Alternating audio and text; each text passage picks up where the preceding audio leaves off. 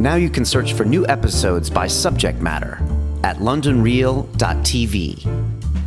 Brought to you by Squarespace, the all-in-one platform we use at London Real.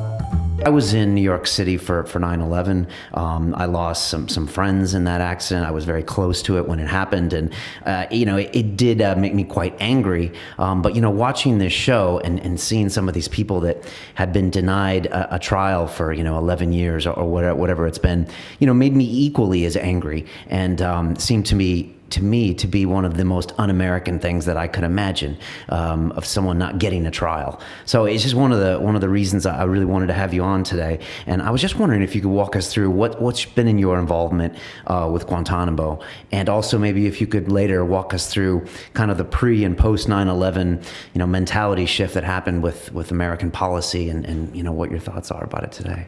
So I volunteered to my military career has been Army Reserve, and where I was on active duty a number of years as an Army Reservist until recently, before I retired, and then it was shifted into regular Army anyway. But so I've been on and off active duty as an Army Reservist. I was on active duty then at 911 as a legal advisor in a major Army Reserve command. So I saw how that affected the military in a lot of ways, because you could almost see it during the day as it's like a change in consciousness of how people were looking at things. And unfortunately, I think that's continued up until the current day to many people. But anyway, I volunteered in 2007, 2008 to go and represent Guantanamo detainees as defense counsel.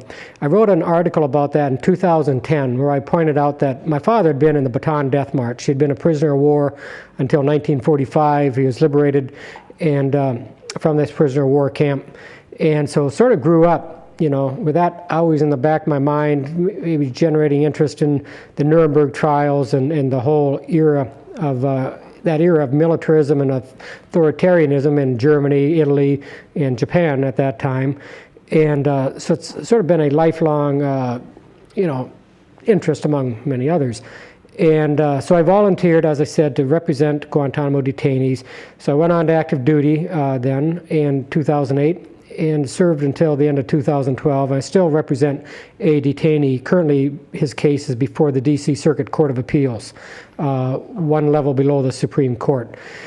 But anyway, as I pointed out, it offended me so badly when people like Gonzalez, who was in the Bush administration, and others talked about Geneva Conventions being quaint, and we don't need to give those rights to and they're really not rights, they're treaty obligations we have to the people we're picking up. So, of course, I, like every American, was obviously struck a lot with 9/11. But as a military officer, I've a number of times taken an oath to defend the Constitution of the United States of America against its enemies. And, unlike other nations, as Americans in the military and government officials, we don't swear to defend the motherland or the fatherland or the Führer, the leader. We defend the Constitution. And that was under attack. If there's a House of Un-American Activities committee today, they should be investigating the Bush administration for everything they did to attack and subvert the Constitution in violation of their oaths. So that's really why I volunteered, because this is where those legal arguments were being made in the military commissions, which itself is a violation of the separation of powers under the Constitution, which the Supreme Court has said is a fundamental principle of our Constitution.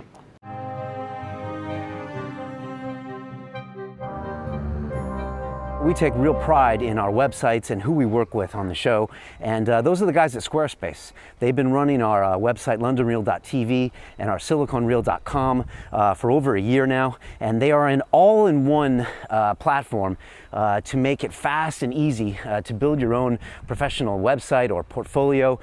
These guys have the tech down. It's drag and drop. It is easy. I used to run a WordPress site, and I used to have to FTP audio files and all this nonsense. And now when you see these blogs that I write every week where I talk to you about my personal impressions of the guests, I literally just bust those out, drop the picture in, boom, and it's done.